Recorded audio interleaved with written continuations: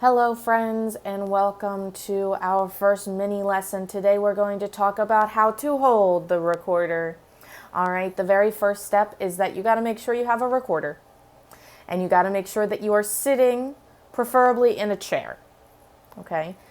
You can't lay down to play the recorder, you can't slouch to play the recorder, you can't relax to play the recorder. And the reason why is because we're going to be using our air, right?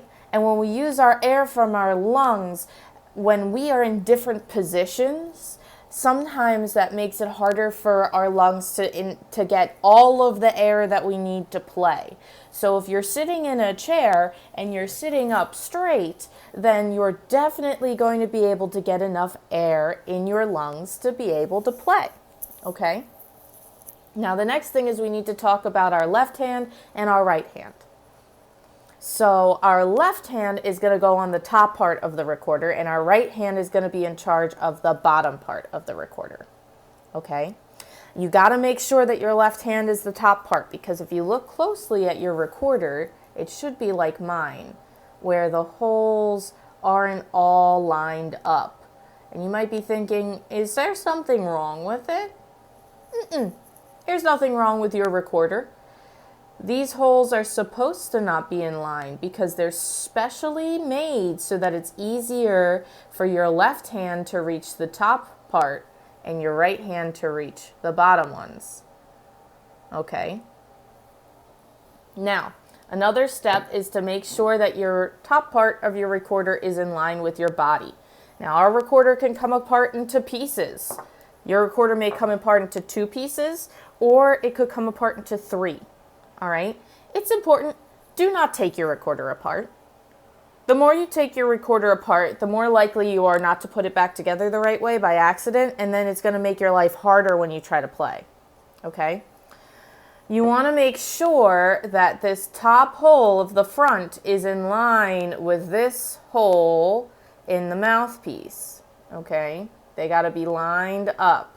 If it's like this, and you're trying to play with your left hand over here and put it in your mouth at the same time, you're going to have some weird T-Rex hands going on.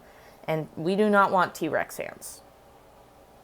So you want to make sure that this part and the logo, if yours has a logo on the front, this part and the logo and this top are just about in line. If they're not perfect, it's okay. It just needs to be close, okay?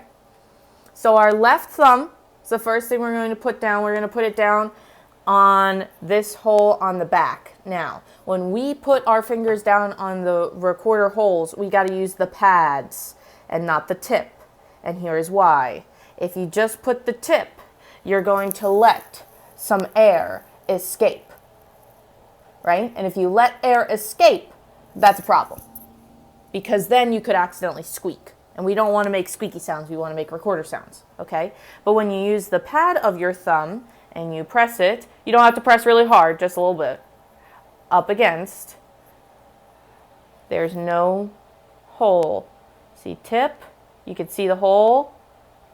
Pad, you can't see the hole. That's good. You don't want to see the hole when you put your finger down. If you could see the hole when you put your finger down, then you probably have it not quite covered the right way, okay?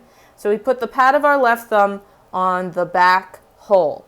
Then our pointer finger on our left hand, the pad, right, not the tip, the pad, goes in the first hole. Okay? And now we take our right thumb and count with me. 1, 2, 3, 4. Okay? Behind hole 4 on the back of the recorder, you're going to rest your right thumb. All right? Now you might be thinking, but Miss Cooper, that makes my recorder wibbly. That's okay.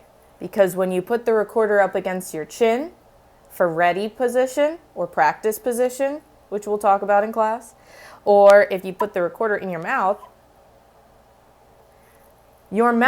is going and your chin are going to help you stabilize that recorder. I want your right thumb to be here behind hole 4 because I do not want you to go like this or like this. Okay? Because when you do this or this. You're covering up holes, and that means that the sound is not going to come out right. All right? We want our right thumb to be behind hole 4. And then we want the rest of our fingers to do something called hovering.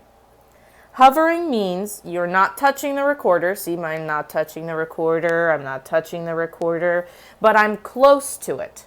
Okay? If you take your hand and go like this, and take your other hand and go like this, and you play the recorder like this, when we start learning new notes and adding more fingerings, you're going to have to go from here to here to here to here. That's a lot of effort, right? Or when we start using our right hand, you'll have to go from here to here to here to here. And that's a lot of moving.